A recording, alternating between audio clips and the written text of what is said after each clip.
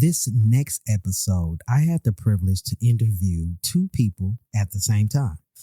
And this is really great. So they both are located in Berlin. The first of the two guests is a Brazilian transmasc multidisciplinary artist and an active member in the ballroom scene in Berlin.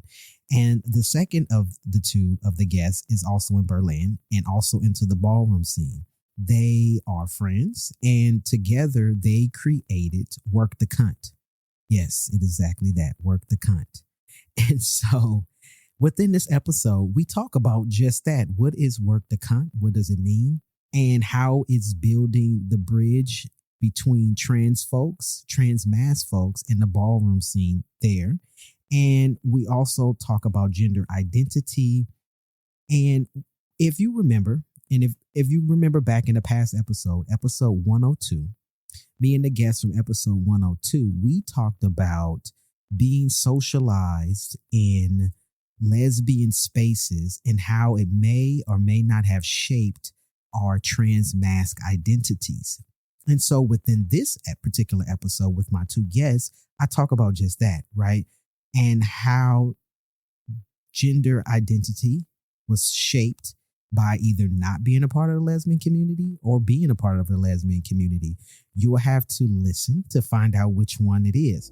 But we also discuss how they both got into the ballroom scene and how they are working the cunt. I know you're going to enjoy this episode. Dem Bois, Dem Bois, amplifying trans men and color voices, yeah, we here making noise, yeah, making noise, yeah. Visibility equals possibility, you know we them boys, yeah, them boys, yeah. Amplifying trans men and color voices, yeah, we here making noise, yeah, making noise, yeah. Welcome to Dem Bois Podcast. I'm your host, Sean Aaron, he, him, his. This show is different. This is the first time. Well, not the first time, but I have two guests at the same time. We haven't done that this many times on Dem Bois Podcast, but my first guest is Brazilian transmasc multidisciplinary artist based in Berlin, an active member in the ballroom since 2019. He walks in the AA Runway and TM Realness categories. And my other guest, also located in Berlin and in the ballroom scene, walking the TM Realness. Welcome to the show, you two. Thank you so much. Yes. Thanks for having us. Yes, absolutely. And so you both want to go ahead and introduce yourself for folks to know who you are, name, pronouns? Yeah, my name is Jota Kayodê Ramos, he, him. I'm 36 years old. I'm from Brazil, and I'm based in Berlin around 6 years, more or less. I'm a multidisciplinary artist. I work mostly with performance. I consider myself a transmasculine person. And I'm in Ballroom since 2019. I got to know Ballroom in New York, but I walked my first ball in 2022 in Berlin. And I have this project with my bro Calvin called Workdatcxnt that we host a space for BIPOC transmasculine folks in Berlin. And every month you have a different category, panel talks, balls, whatever we can do to uplift transmasculine voices in Ballroom. Yeah, I'm Calvin Kroon, 31 years old, and I've been living in Berlin for like a year now, a little over a year. But I'm originally from the south of Germany, so from Bavaria. And I joined Workdatcxnt a little over a year ago. And I'll try to magnify. That's what I do. I co-organize the Workdatcxnt workshops and panel talks with Jota. Nice, beautiful. Thank you both for joining me. I appreciate it. I was telling you all that I've never had folks that wanted to link together at the same time. I'm used to one person at a time, but that's all right, right? We professionals here, and we do it how it comes up, right? And so we both expressed that Work the Cunt, and you do work together, and so you wanted to do this together, and I love and I appreciate that, and we're gonna get on that, the work that you all do. And so I like to ask my guests this all the time because I think this is an important part of our journey of like how our name chose us. So whoever wants to go first, like Jota, I'll since I'm looking right at you, like how did that name choose you? So my birth name started with the letter J, and J in Portuguese is Jota. How do you pronounce? So because I didn't know. I started like just signing up documents and everything just with J, and I was like, you know what, I can make that my name, so it became Jota, and then like Kayodê, that's my second name, is because it's related to Oxóssi, a Orisha from Candomblé. That's my Orisha, is my Ori. So I was searching for a second name that has a spiritual meaning for me. So I came with the idea of Jota Kayodê, and I actually recently have my documents changed. So I'm very happy, but I'm Nice. also in the struggle of change everything, bank account and so on. But it's a pain in the ass that I'm enjoying to do it. Let's say that. Yeah, it is a pain in the ass. I wish it was easier, but I think they just do that so they can get your money. They charge you money in Germany for the change your information. For A me, lot. for me not, because I Okay. think maybe because I'm a Brazilian, so I don't know. But I think I know Calvin had a different experience. I Gotcha. mean, I don't know how it is now, but back then it was always like all over the place. One guy paid 5,000. I had to pay 15,000. Someone didn't have to pay like less than 200 euros for it, so it was all over the place back then. Wow. I don't know what it is now. Yeah. Well, I know here, if I'm not mistaken, I believe it was $250.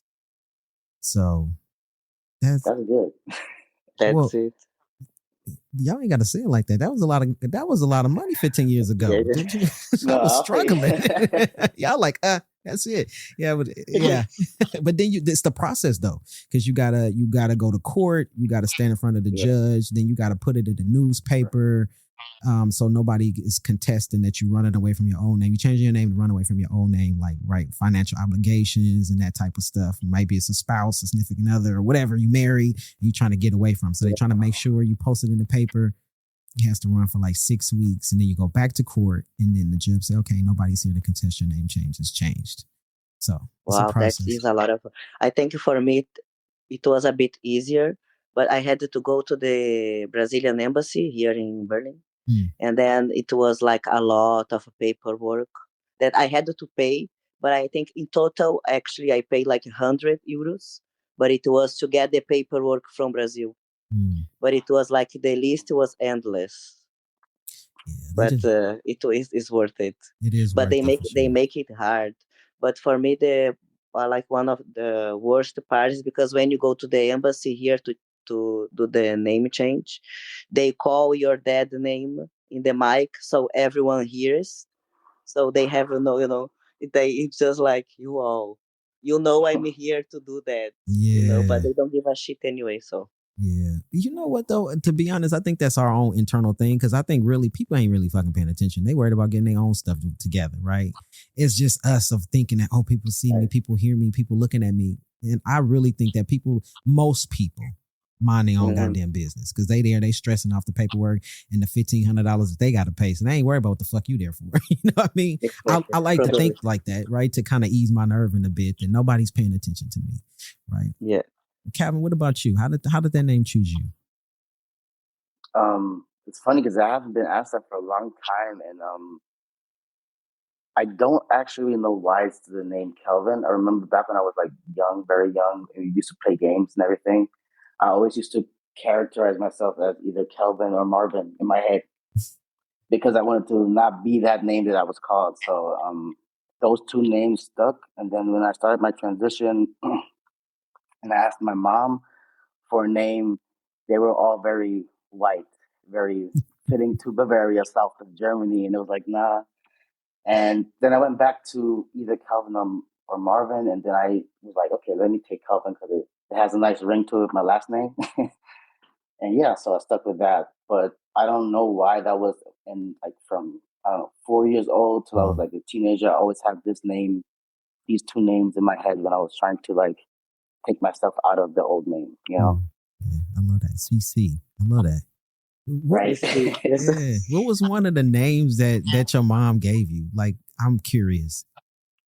Like in the English version, it would be like Sebastian or Alexander, but in Germany, it just sounds very, very dry and very different. You know, it's like Alexander, Sebastian, stuff like that. So I was like, I can't do that. Yeah, no. And to be honest with you, Calvin is like the blackest name. That's on point. That is on point. But looking at you, you look like a Calvin. Like if you know how some like people, their names fit them, and like you're like, oh, that looks like that's your name. Yeah, you look like your name is a Calvin. Like that's you. It fits you. So I love that. Yeah, I looked up my name before, and it was called like my name is like short and bald, so it's kind of fitting because I'm half Asian, so I have barely hair, and I'm short. I was like, yo, short kings rule, man. What you mean? Short kings rule. I'm short too. I'm 5. Yeah. I'm 5'2", but I tell people I'm 5'3". But you know, who cares? 5'2", 5'3". Yeah. How tall are you? I don't even know what it is in the inches, but I'm like 160 centimeters. I'm gonna have to look that up later. Yeah, I don't. Yeah, no. You know the American education system. We don't learn the damn centimeters. I have no idea how it is the other way around too. Yeah. But as I always lie, like for 2-3 centimeters more. Yeah. There is no way they can tell. Nobody know. Yeah, unless I say I'm 6 feet. I don't know how many centimeters that is. But if I'm like a LeBron James and they like, look, motherfucker, you lying. But you know. Hey, whatever. And I feel like it's your presence. That's what holds the height and that's what carries the weight in the room. Is how you walk in the room, how you own that shit. And it don't matter how tall you are. And I just had a conversation with a previous guest and I was saying like, that's why I'm so shy because I am short. And I always felt like, you know, people will look at me and just know I'm trans-identified because I'm short, which is false, right? Even cisgender people come in all shapes and sizes, right? But he was like, bro, I would have never got that from you. It's just your energy, your aura. You just seem bigger than life. And so I had to really own that of like, yeah, I'm short, but no, I'm coming in this. I got command presence. I'm going to come in this room and own that shit, right? And in Ballroom, that's kind of what you got to do in the same thing, right? Yeah. But I was going to say like people here in Germany, they are so tall. That's like every time I go back to Brazil, I feel like, yes. You know, because then I'm more the average. Oh, I didn't know. Height. Oh, I didn't know that people in Germany were just typically tall. They are. Men and women? Yes, both. Yes. Interesting. Mm-hmm. I've never been to Germany, so that's okay. Interesting. So I guess I won't go because I don't fit there. So I'm just stay my ass where short people are. Maybe I'll go to Brazil. Shit. Yeah, Brazil is a nice place to go. Yeah, I do want to go one day. I that's on my bucket list of places to go for sure. Nice. Yes. Yeah. So I want to ask you both, right? And whoever want to answer first. This show is about visibility equals possibility, and it's highlighting the lives and transition journeys of trans men of color. And so there's always this idea of who we are internally, you know, whether it happened later in life or whether it happened when you were very, very young, right? Calvin, you said you had this name in your head since you was 4 years old, right? But like, when was that sense of self when you knew that maybe you were different, or like maybe you just had an idea of who you wanted to be and who you were? You wanna go first? I can go first. Good question, because back then I basically felt like I was completely alone. Like I was the only person on earth who felt this way. So I felt like a complete freak, especially in this very conservative area I grew up in. So like coming to myself was actually when I started transitioning, because before that it was a very different world for me. So I always knew, let me say, when I was like around 16, I saw a show on TV. And that was the first time I saw a trans man, and I was like completely shocked. So from then on, I knew there's a possibility for me to change and transition. But it took me, I think, like 4 more years to actually go that route, because I was in a relationship and it was like kind of holding me back, the story that a lot of guys have, I guess. So when I started HRT, that's when I really felt like becoming myself. Like this is the way to go. Before that, it was always like self-doubt and feeling like you're the only person on earth who feels that way, besides that one dude that's on TV. So yeah, it was like around HRT where I was like coming to myself. And so, in being with somebody else, and you felt like that was holding you back. I want to ask you a question too, because you also said that you're Black and Asian, correct? Correct. So, in the area that you grew up in Germany, and it was conservative, did you feel like there was more reservation around gender or around race, or was it both? Like, what was the intersections around both of those things?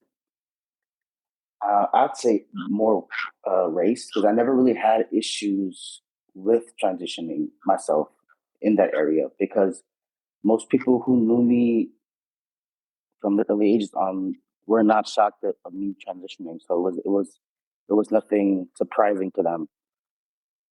Yeah. So you had more trouble integrating in with folks around race. It was always the race thing, yes. Because we also had a trans men group in Nuremberg, like the city next to my smaller village.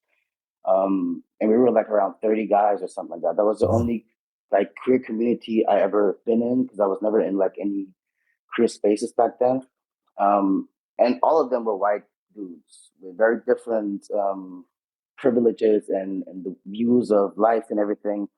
So that was more of the struggle I had with like race than transitioning. I had more struggles with my mom and my brother when it came to gender and me transitioning, but in my area it was mostly just racism. Yeah, that's crazy. Yeah. It touches all parts of the world, which is so wow. And Jota, what about you? Like, when did you have a sense of who you were?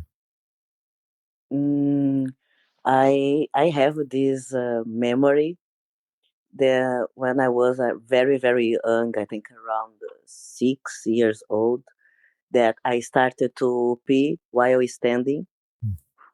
And then, but I was doing like constantly. And I remember that my mom called me once and she was not happy at all. So I think after that, I just, swallowed everything. And I was always performing very femme because of my family. And then when I was a teenager, I got to know a person who became a very good friend of mine.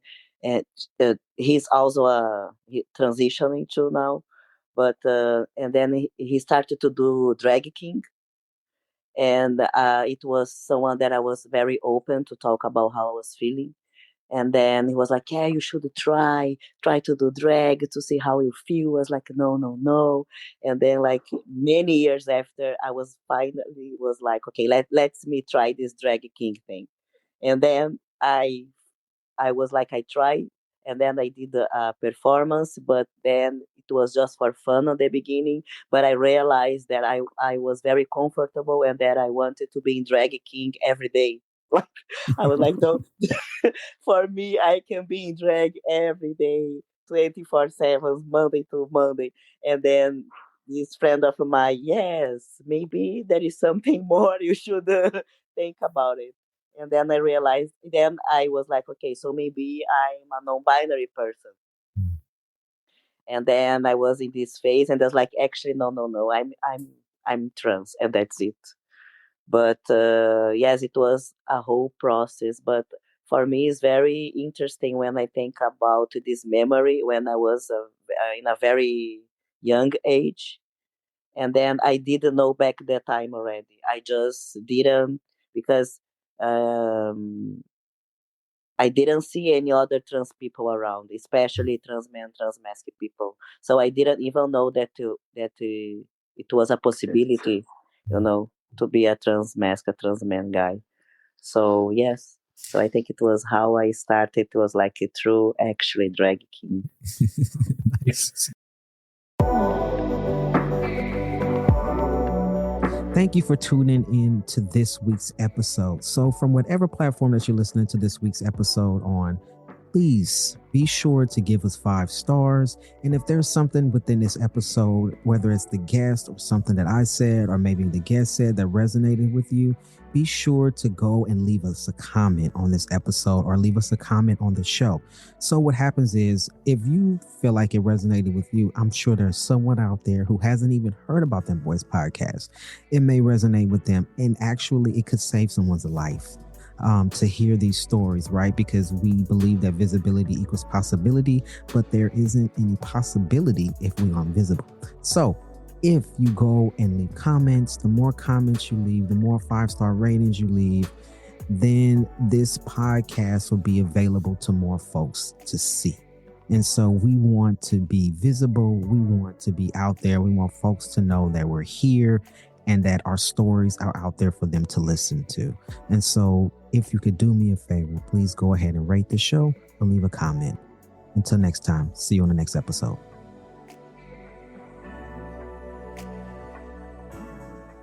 You know what? I tried to pee standing up when I was younger too. And I don't think my mom was upset that I was standing up to pee. She was more upset that I pissed on her floor. So she's like, don't do that shit no more. Don't do it no more. Okay, well, all right. I just practice in the shower. You know, that's so, yeah. So I want to, when we think of like transitioning, folks usually talk about what happened before that. So Calvin, you said you were in a small town. Right. And so usually folks that transition say, oh, they had a girlhood or they first identified as lesbians. Did you both experience that? Because I know before I was talking with someone about the difference between trans men who experienced a girlhood or kind of grew up in lesbian spaces versus folks who didn't. And so did both of you or either of you have those experiences before transitioning? Yeah, I was identifying as a lesbian before transitioning, but for me, I think it was like a kind of good experience because all my lesbian friends back at that time transitioned, so it was like kind of it was like we are all in the same page. We just didn't step yet to transition. So I think I had this experience, but I think because of that, because in the end we are all trans, for me it was a bit different. I think just to be around lesbians or in a lesbian setting. Mm-hmm. What about you, Calvin? From me, not at all. I didn't have any connections with any butch girls from my area. There were a few, but they were very different, and I was very uncomfortable back then. Also, to be connected to lesbians, I didn't want to be seen as a lesbian because I didn't feel like a girl, but I didn't know how to explain it. So I always usually hung out with guys. Like I would have my buddies, a few girls also, but it was usually like masculine spaces. I think I didn't want people to see me as a woman in general. So I always told people I'm not into anybody or I don't have sexual feelings, just so people don't question why I look the way I look. So they think like, okay, this person is just weird in general, I guess. So Jota, you had the lesbian experience. Calvin, you didn't necessarily have that, and you didn't have that, right? Do you both think that it shaped your masculinity or your identity differently because you were exposed in two different ways to gender? I don't think so, really. I think like because I was around like butch lesbians who were already performing some kind of masculinity, and I was myself doing the same. But I think maybe it could be different if I was surrounded I don't know how it was for Kelvin, but now I'm questioning myself also. If I was surrounded just with the guys, because they were raised in a different way than the butch lesbian was. So maybe this could influence, I don't know, the way I see my masculinity right now. What about you? I think for me, it's like it definitely held me back from queer spaces for a very long time. I mean, I never knew anything about ballroom or that there's even trans men who are in ballroom, anything like that. I watched Drag Race, 4 years ago or something like that. That's when I started like seeing queer spaces more, and then like my ex-girlfriend, she was into Ballroom. That's how I heard about Ballroom, but I was never even then interested. So I think now that I'm in the space, I am getting more open with a lot of things. I'm from a very conservative area, and I had a lot of not so nice thoughts about queer spaces back then, because that's what was around me. I was with the boys, and usually in that area, that's how people think. So being in the space now, I think opened that up for me completely. I don't feel like anything is uncomfortable for me or new to me now. I feel like as soon as you get into the queer space, it changes fast. I don't think it makes a big difference if either way. Are you still in community with the men that you once hung out with prior to transitioning? Yeah. So if you are from a conservative area, and this was the conversations that were had amongst folks, right? But now you that person who they used to talk about, how has that changed the dynamics of the relationship? I don't think it. I mean, me and my like 3, 4 buddies I have, the relationship never really changed because we never acted different pre or after transition. I think it opened our minds altogether a little bit, me transitioning. So I was sensibilized about it, and I was able to show my buddies like it's okay that there are people who are gay or lesbian or trans, because we all had very different mindsets back then. We were also very young. And I think growing up and having a friend who is in transition, just broadens your horizon a little bit on stuff like that. Yeah, I was gonna say, like for me, for example, I think when I think about it now, I see that I was a completely different person. For example, while being with my family and while being with my friends, and I think the only reason I allow myself to transition it is because I'm not living in Brazil, because I transitioned here in Germany, like with the hormones and everything. I mean, like so I think I was just able to do it because I was not in Brazil and I was far away from my family, because when I was in Brazil I was two completely different persons while I was living with my family and while I was living my actually life away from them. So how is your relationship with your family now that you've transitioned? So I'm an artist, right? So uh, 2 years ago when I went to Brazil, I did a performance with my parents, a video performance, because I was called to do an exhibition.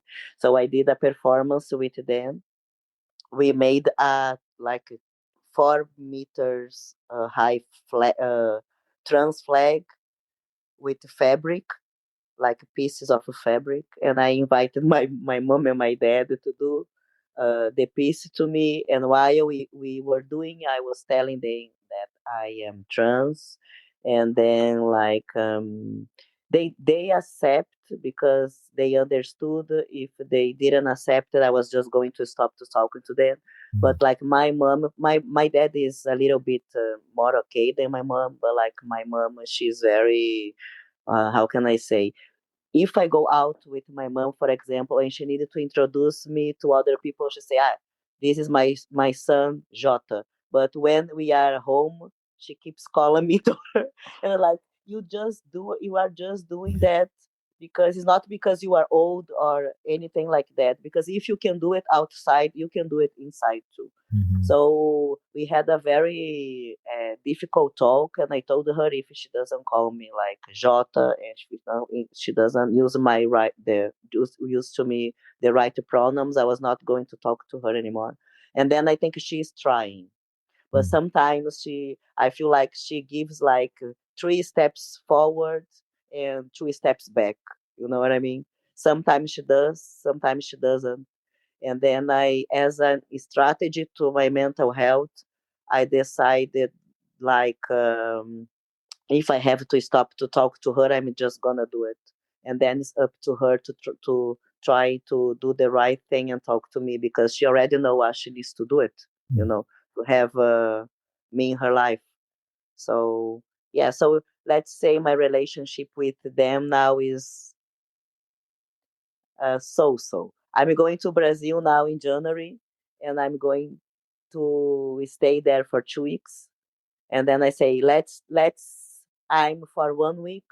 And if you do right, I can stay a bit longer. So let's see what's going to happen. Yeah. So are you telling them you're going to be there for the 2 weeks or just the 1 week? And then you're going to surprise them. If you act right, planning, I'm here again. I'm here for another week. Yes. I'm planning to stay 2, but I said to them just 1. Oh, nice. So let's see. Nice. Yes. So if they don't get their shit together, you just going to leave and go stay somewhere else for the other week. Exactly. There Bye. you go. I love that. Hey, it ain't nothing you can say to that, right? I gave you the blueprint of how to have me in your life. You either follow it or, hey, that's it, right? I don't love you any less, but I need to protect my peace. I need to protect my mental health. So I'm up out of here. You know what I mean? That's more important. At the end of the day, we got to take care of ourselves because they taking care of themselves. Mom and dad taking care of themselves, right? And so we got to make sure we take care of ourselves too and not bend our code switch to make them happy, right? And so you're right, though. If she could do it outside, she can do it inside. To be honest with you, she don't want to look like an idiot because you know, she don't want to be calling you your dead name or like saying she, her, and this, and they probably look at her like, I don't know who you see, but they ain't who the fuck I see, right? So people do it so they don't look crazy, but it's like you should be doing it anyway, inside or out. So yeah. And also last time I went to Brazil, I was judging a ball, and then I told her, because my mom was like, "Oh, I really would like to see you. I would like to go to a ball." And I said, "Okay, let's try." But then she was like keeping, using the wrong pronouns. And then I went to the ball without her, and then I came back, and she was very sad. She was like, "Wow, you didn't bring me to the ball. I was waiting for it." I was like, there is no way that's gonna happen unless you change it, you know. How it was like, imagine me, like I'm a person who advocates for transmasculine voices in ballroom, and then I'm gonna bring my mom to a ball, and then imagine my mom. You know, I'm like, that's not gonna happen. Yeah, that's gonna fuck up your credibility. Exactly. And then she said, I'm gonna try to be better for next time. So let's see. That next time is now coming soon. Yeah. Yes. Let me see. I hope Mama got her shit together because let's hope she got her shit together. Do you have any siblings? No. Okay. Well, we got all our faith on Mom. Let's hope she get her shit together. Maybe you could talk to your dad. If your dad is more accepting, maybe you could talk to him to talk to her. Right? Yes. Yeah, probably yes. Yeah, because then sometimes we're emotionally charged and sometimes it don't come out in ways that people can receive it. So sometimes they got to hear from somebody else, right? And it's received better from somebody else. I don't know. Maybe that's an angle. If not, we just cut Mama off. I mean, love you, but bye. You know what I'm saying? So, but that's how it was from my mom, for example. It took my mom's friends and her boyfriend back then to be cool with it. Because, I mean, compared to other people, I was actually pretty blessed. My mom took it fairly well. Compared to hearing that I was dating girls, that was way worse for her back then. But then coming out as trans kind of made more sense to her. But she did struggle a lot with it because she felt like she was losing a daughter that was never really there. Nobody bought that when she said that as an excuse. So I was like, there was no one there like that. So it took her boyfriend and her best friend to, make her understand that it's real and it's serious and it affects my life. My dad was super cool with it. He bought me my Air Force Ones, my snapbacks and everything. So he was like, cool, what we doing? What we doing next? But yeah, my brother didn't take it well back then either. He still doesn't take it well. Him and I, we like broke contact because there was no way of communicating on a serious matter. But I can't compare it to other people. I think I had it pretty easy when it came to how family reacted because my mom is Korean and Koreans are extremely, extremely conservative. People don't know how conservative they are, especially the family back home. And even even my grandma was cool with it. So I can't really complain. Yeah, that is a blessing. I didn't have that same experience.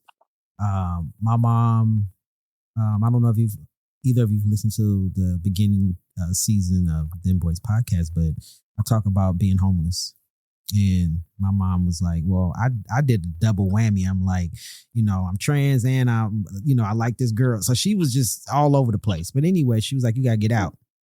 You got to get out. And so I was homeless for 2.5 years in my car. Oh, sorry, bro. 2.5 years. Yeah. So, yeah. So it's a whole journey. I encourage both of you to listen to that homelessness episode. If I'm not mistaken, I think it's episode 3 or 4. I can't remember right off the top of my head.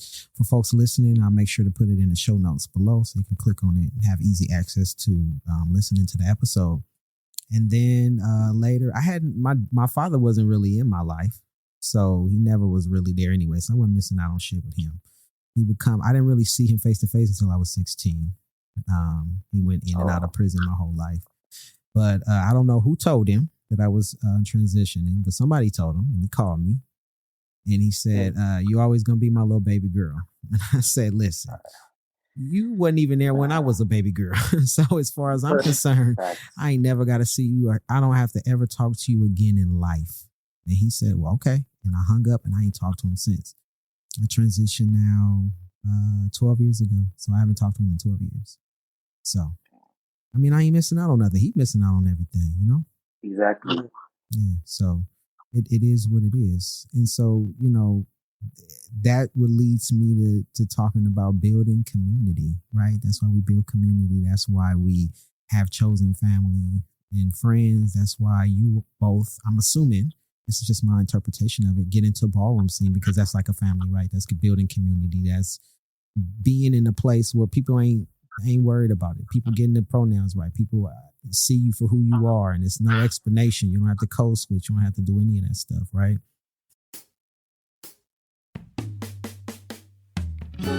The Visibility Equals Possibility collection has new designs and a new designer, me.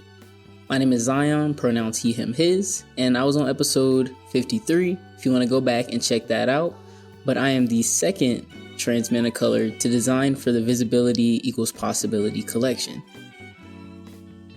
Dem Bois believes visibility equals possibility, and so do I. I am honored to take part in this groundbreaking collection and look forward to seeing what else the collection has in store. My designs represent having confidence and courage to be bold with your visibility. The design, in my mind, says take the caution you need, but I am here. I hope you all enjoy the designs, and be sure to purchase some designs from me or Emilio to support the gender-affirming programs by Dem Bois. Find the amazing designs of the Visibility Equals Possibility collection and other merch items that I've designed on the Dem Bois shop at dembois.org. That's DEMBOI as in igloo s.org. And remember, visibility equals possibility.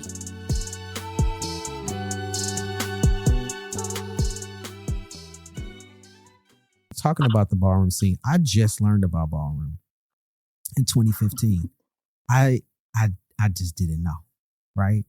I was only in my little spaces that I was in. And I also feel like being homeless, I missed out on a lot. So my early 20s, I was out of touch with life. I was trying to survive, right? And so I wasn't watching TV.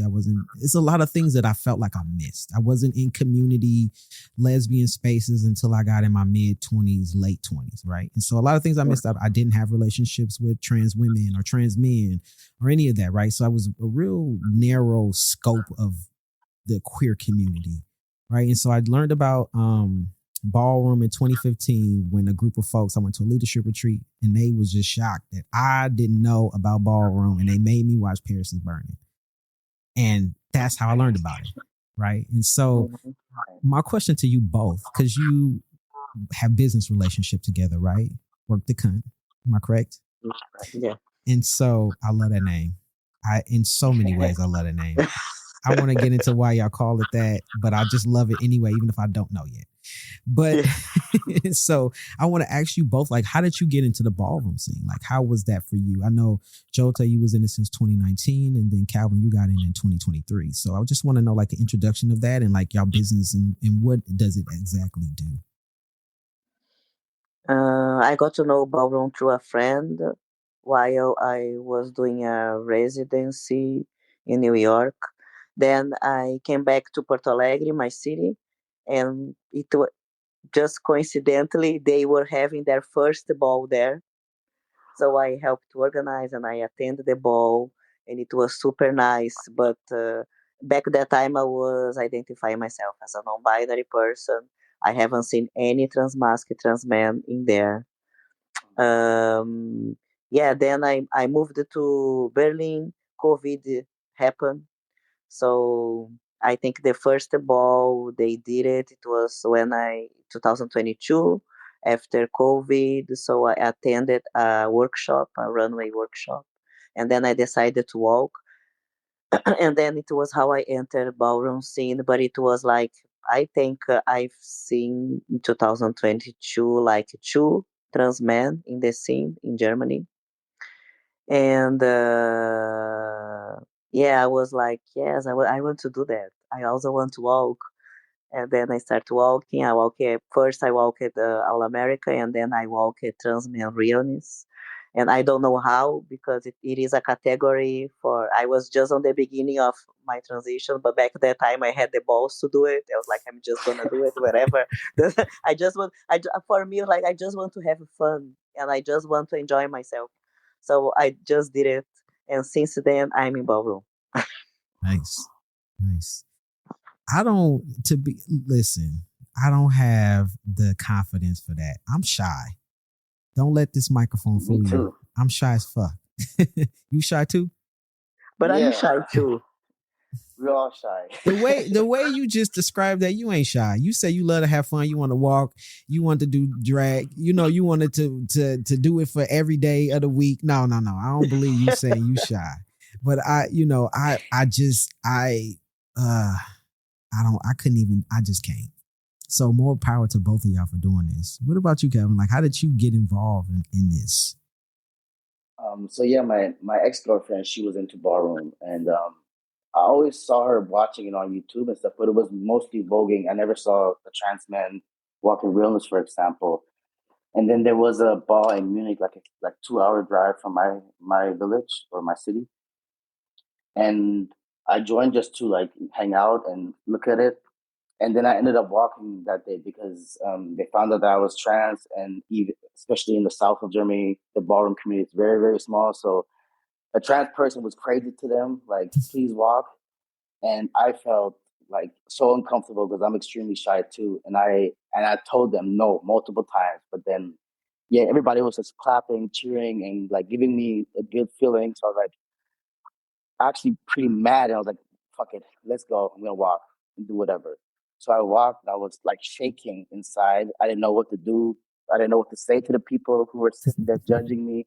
It was really awkward, but after walking, so many people approached me and came up to me like really cool, really friendly. There were so many BIPOC people in that space that I was also not used to in one spot in Munich. So it was just like, it just felt so cool and fun to have people encourage you to walk and be seen and be celebrated. I was still shy. I mean, even if I walk now, I'm extremely shy and I'm nervous when I walk. But it's more about pushing yourself to just do it, I guess. I haven't walked in a while, which is like a reason of ballroom can also be messy, and then it kind of takes away from you. So I stepped back from walking a little bit. But I've always been shy about walking. So it's not, I don't think everybody who's walking is confident. It's more of a pushing yourself out of a comfort zone maybe, and getting the reward of it. Is it a confidence thing? More than being shy or not? Is it, are you able to do it because you're like, I'm just confident in who I am and how I carry myself?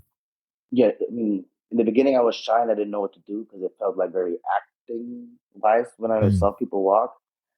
But then I was like, let me just be me and just walk and just be myself. That changes being yourself and having your own confidence, which is not necessarily always ballroom confidence.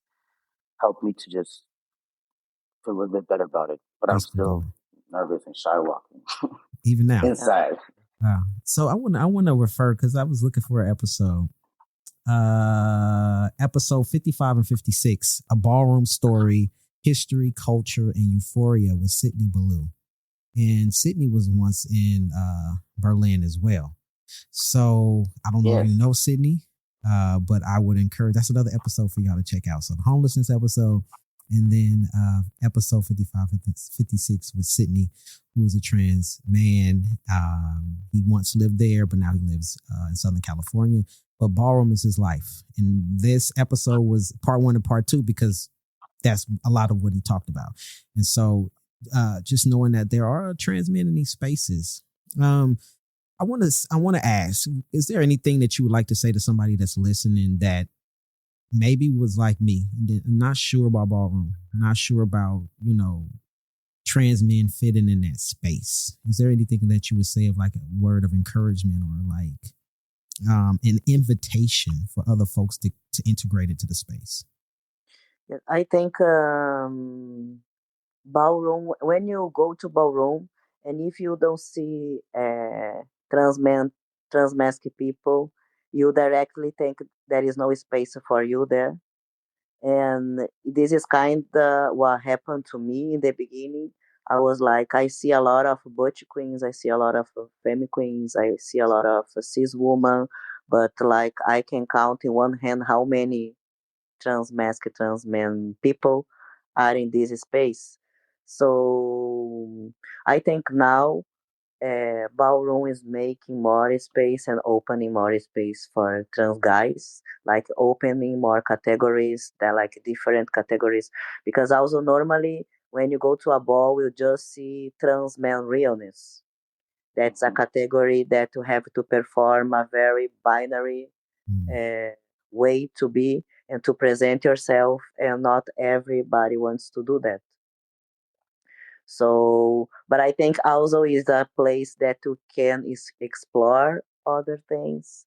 Like, so I think for me, like if you are a trans guy and you want to be in Ballroom, just go there, check it out. People are going to welcome you to this space and take space, because it is a space for you to be there, So yeah, make your voice heard, because we need more trans men in this space. Shy or not, right? We need them in the space. I couldn't do it. I don't care what you say to me. I can't. I think my nerves would just overtake me. That I would just sit there fucking shivering. I couldn't do it. But bro, every time I go and I walk a ball, before walking, I almost threw up every time. I feel like here every single time. Doesn't matter. So that never goes away. Ball. The feeling is always the same. Okay. It depends. I mean, if you're confident like that, then you have no issues. And if you're just nervous, you're always nervous. I mean, you can say that for singers, rappers as well. If they're nervous on stage, they always say it never goes away. Oh, that makes sense. But you can also enjoy Ballroom just spectating. I mean, I enjoy Ballroom way more than not walking. I was rushed into the competition realm of Ballroom way too fast, and I didn't have the time to just enjoy the community and enjoy watching a ball. Because watching a ball is really fun and really cool. So you don't have to actively walk to be in Ballroom. You can also just enjoy Ballroom from the seats. Oh, I love that, actually. Yeah, thank you for saying that. Now that I can do. And you're right though. People do get nervous, and to be honest, I get nervous every time I sit in front of here and I'm getting ready to talk to somebody. I get nervous all the time. Bubble guts. I'm just nervous. So what I'm going to, did you just say you can't tell? You can't tell. No. You can't tell. For real. See, you could rock Realness. If you could do the podcast this smooth, then you can rock Realness easy. Well, I will say I got the confidence. That's not the issue, right? See? It's the maybe I could. I'm not going put myself down, and I'm not going to limit myself. I probably could if I wanted to, because it's just like talking to y'all. I was nervous as fuck before I got to talk to you. But then once we start talking and the conversation is going, I feel fine. right? I'm in my element. This is my zone. And I'm thinking that that's the same way, right? Once you start walking and you get to, in front of the judges, posing, boom, then you're like, oh yeah, I'm in my zone because I know I look good and I got this, right? Right. Okay, you're right. I probably could do it. I probably could. Hey, this is Jackal from Stealth, a Transmasculine podcast. Join me and my co-host Kai as we interviewed transmasculine elders about their experience growing into their authentic selves. The term stealth highlights two important facts. That one, for our generation, we were often told to hide our past and live an underground existence. And that due to that, our stories are very often overlooked. Throughout our lives, each of us has had to navigate issues of disclosure, which have impacted us in many ways. We also have a member section where you'll get to hear some amazing transmasculine history from Black jazz musicians to Mexican revolutionaries. We hope you join us for season 5 as we continue to emphasize that transmasculine folk have always been here and that we will continue to be here. Be sure to check out our website, transmasculinepodcast.com. So I want to tie in the work that y'all do with Work Dat Cunt. Please explain that to me. What is it? What exactly is it that y'all do? What's the ins and outs of it? So Work Dat Cunt started, actually, the first collective that started to open space just for transmasc folks. It was in Brazil, São Paulo. And then the community just started to grow. Like they do an amazing job in Brazil. And then like here, I was like, you know what? We should do something like also here, because we also need this kind of space for transmasc folks in Berlin. So it was how Work Dat Cunt started. And then we have been organizing since 2023, like workshops, because there are many different categories, but people always expect trans men to walk the same category, that is realness. But there are so much more, like we can walk Vogue Femme, Old Way, European Runway, All American Runway, I don't know, Fashion Killer, Best Dress, Hands, Arms. But we barely see trans men walking this other body, sex. We barely see trans men walking this other category, especially if there is a category like Vogue Femme that you have to perform more a feminine side of you, like you have to be, cunt. So we were like, let's create this space so the guys can actually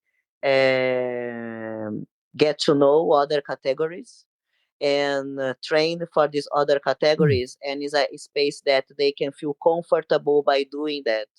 Because normally if you go to an open session, is everyone together, and as a trans man, sometimes you don't feel like welcome or comfortable to train these other kinds of categories, because people are expecting you to perform masculinity, not to perform other kind of like not to express your feminine side.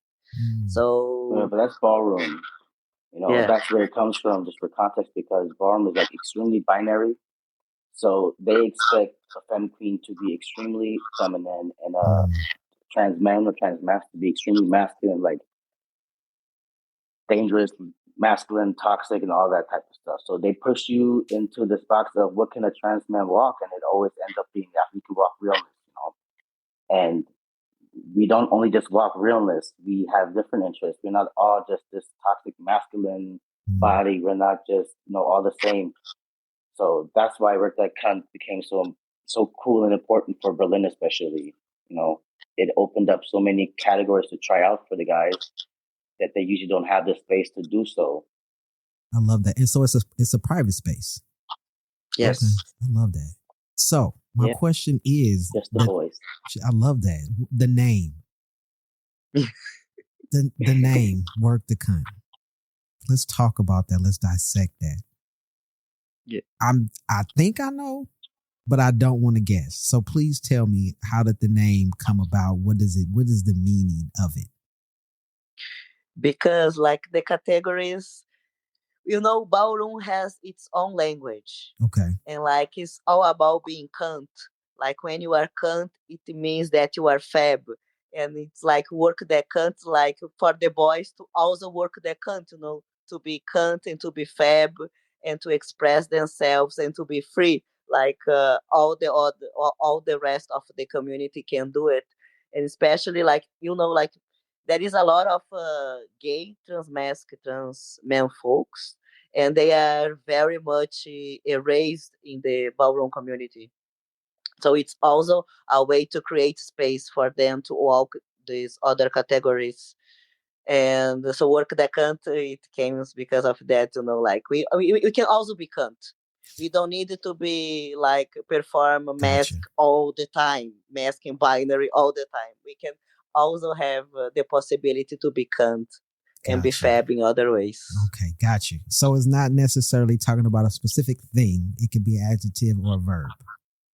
Yes, exactly. Got it. Okay. Ooh, all right, makes sense. Okay. Thank you for clearing my mind, because I was like, wait a minute. Okay. And I've always heard it in a negative connotation, right? So it's like you taking that word, you owning it, and it means something totally different from what somebody may think. And I love that. And so my question to you both. So I want to know, because we here together, all three of us looking at each other, right? How did you two meet and become friends, become business partners, and now here together on this show? Yeah, we met in Ballroom. Yeah, through Ballroom. Ballroom. We knew each other through Ballroom, Instagram. I knew Jota because I know he walked here in Berlin. But we actually ended up joining a house together in the Kiki scene. And that's when we just linked. I guess that's when we started being like brothers. But I think a little bit before, you are already connecting a lot before the house. But more online, because I was still living in Bavaria, Nice. Yes, it was more. It started more online because Calvin was too far away. But got you. But are y'all in close proximity now? Now, yes, we live 15 minutes. Okay, so y'all close enough to get on each other's nerve. I'm coming over. Yeah, working out together, going out together. Yeah. Oh, that's cool. Together. That's cool. I love that. And we need that, right? Building community with somebody. Yeah, it's important, right? And this is like, not having to explain your damn self, not having to hide yourself, right?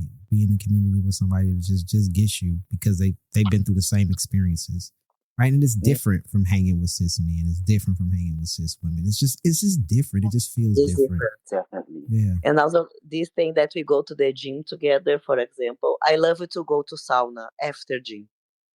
But I never go because I don't like to go alone, because normally it's a bunch of guys in the sauna. But then when I'm with Calvin, I was like, okay, then I can do that. I have my bro. I can go to the sauna. Well, do Calvin want to go to the sauna, or are you just pulling him in there? Did he want to go? I love sauna. Okay, all right. You like, come on, I need you to be my... Okay, you like, I want to go, so because you my friend, you coming. Like, is it okay? You safe? You do you really want to go? Okay, that's cool. All right, that's cool. I like going in the sauna too, but it do be a whole bunch of people in there that just, I always keep obviously I don't take my clothes off. Not in that kind of sauna at the gym, but you know what I mean? You don't take my clothes off, but other people in there, it's a different kind of freedom for cis men, right? That we don't get that privilege sometimes. And so just to know that y'all going in there together, that's just comfortable enough to like, at least I'm going in there. So I love that. I don't know if you take a shirt off. I'm just assuming. But in Germany you get naked. I think I never you can put on a here in Germany. Oh. Yes. I never seen someone like that's not naked. Oh shit. I was standing the fuck out there. You are not allowed to wear clothes because of hygiene and everything. So it's like you're like very exposed. Like if you have chest surgery, they see the scars. If you have the bottom surgery, they also see that. They look. And if you're alone, it gets uncomfortable. So if you have a buddy with you, it's like, the feeling of being the only one who's like, Thank you for telling me. I will not go to the sauna in Germany. Thank you. And that's here in like different spaces, not a gym per se, right? I've been in saunas in different spaces, whereas that's the vibe, right? So yeah, we are naked, right? But I wasn't thinking that after my workout, I got to go get naked with people I don't know, or not wanting to be, physically involved with type of thing, I should say. Okay, I won't go. Thank you. Appreciate it. I think this is a very German thing, actually. Okay. To go to the sauna go naked to the sauna after gym. Okay. Well, because we don't do that in Brazil either. Really? Not take your clothes off? So people in Germany just like to be naked then? Because, okay. Yeah. Okay. I don't see how they that's... actually do, yeah. They have a lot of nude, not beaches, but beaches, places at the sea. FKK. It's just FKK. It's strictly just nude. And if you have a pants on and the shirt on, people are gonna approach you and tell you that you have a shirt on. Take your shit off. Oh God. Maybe that's a tall people thing. Maybe tall people. I don't know. It's a tall. I mean, okay. That's another thing I'm adding to the list that I can't do. So, I mean. Yeah, I can see why you would want to go in there with somebody that you know and you feel comfortable with. I get that. I won't say that I won't do it. I would be nervous as shit, but I could possibly get with it. I could possibly get it. Especially if it's something that everybody is doing. It's like a common thing. I could probably do it. Yeah, that's why I do. Yeah, I just go if I have a friend to go together. Gotcha. I never go alone to the sauna. Gotcha. Okay. Here, the only thing they tell you got to take your shoes off. That's it. Can't go in there with your shoes on. Wow. And people be in there with their full-on clothes. I go in there with my hoodie and my sweatpants that I worked out in. It's no big deal. So, I should... Nah, I won't do that here. Because that's just fucking... I'm just going to do it. But, yeah. When you're here, you can try it. Okay. Yes. All right. Y'all invite me. I'm going to a DAT Cunt workshop. I'm going to the sauna. And I'm going to spectate at the ball. Yes. See? Yeah. I want the full-on experience. The platinum experience. Yo, I really appreciate y'all. This is great. I appreciate it. And this is the time of the show where I love to ask my guests a random ass question. So because it's two of you, I'll do it this way. Either each of you can pick your own question to answer, or one of you can pick a question and you both answer it. Let me tell you about my list. I got 80 questions here. I'm not going to ask you all of them. You just pick one number between 1 and 80. Boom. There we go. How y'all want to do it? You can pick a number, Calvin. Okay. Number between 1 and 80. Yeah. Let's go with 55. 55. So number 55 says, if your life was made into a movie, what song would be playing during the climax of the movie? And this question was presented by Kels from last season. Oh my God. You go first, Calvin. I know what to think about it. I need 5. Oh shit. You living life. You need 5. That's all right. I love that. I mean, I can only if I think of a song that's just my song that I jam to every morning, it's like Luther Vandross. Never Too Much. I don't know what context it would be in the movie, but I vibe that was in the movie. Nice. I like that. I like that song too. No context to it though. You don't need it. That's perfect. I think for me it would be any Brazilian music related to Carnival, because it's the place where I'm most happy. If I'm in Carnival in Brazil, you are going to see me laughing all the time. I forget all my problems. So definitely any Brazilian song with drums, loud, that would be the climax of my movie. Nice. The end. I imagine a very good end. Me surrounded by a bunch of strangers in Salvador, Bahia, by the beach, sun and singing. Yo, you thought about this shit. You got it and seen. And you got it right. You got it all figured out. I want that for you. So if anybody listening, you're a producer, your movie, put Jota in the movie and make that be his final scene, please. I love this. Yeah, yo, you thought about that. I have no idea what my song would be. I don't even know. I don't even know. You know what? I'm in a phase in my I don't know what I'm going through. I don't really listen to music with lyrics that much because it gets me in my feels and getting to thinking because I went through some rough relationships. So I tend to just listen to a lot of ambiano music. I don't know if y'all listen to any ambiano music. That South African dance hall type of music. I'm a piano. Lama Yeah. piano. That's how they say it different here. Oh, wait, how do y'all say it? They say in Germany they say I'm a piano. It sounds very. How did I say it? That's what I thought I said. Yeah. Oh, I didn't hear. I thought you said I'm a piano or something like that. Oh, I guess that's just how I pronounce it. Maybe it's just the audio then. Yeah. That's what I'm talking about. Yeah. That's what I'm talking about. That would be like my jam. I have no idea what they're saying, and that's good. But I can jam. I'm like you, Jota. I want to hear the music. I want to be able to groove, and yeah, that's what my climax music would be. Yeah, my piano is good. Yeah, Kelvin Momo. That's on repeat. I'm gonna looking after. Yeah, me too. Yo, I want to say thank you so much for being guest on the show, Jota, Calvin. Man, I appreciate you. Much love. Is there any last words y'all want to say to folks that are listening? Anything to anybody that want to visit Germany and they're like, I'm trans identified. I want to come through and see what y'all doing in the ballroom scene. Any advice for anybody looking for that type of an experience? Yes, if you all are coming to Germany, Berlin, find out on Instagram, Workdatcxnt. We have sessions once a month. We also have some panel talks, and we are also starting a podcast with trans men guys in Ballroom.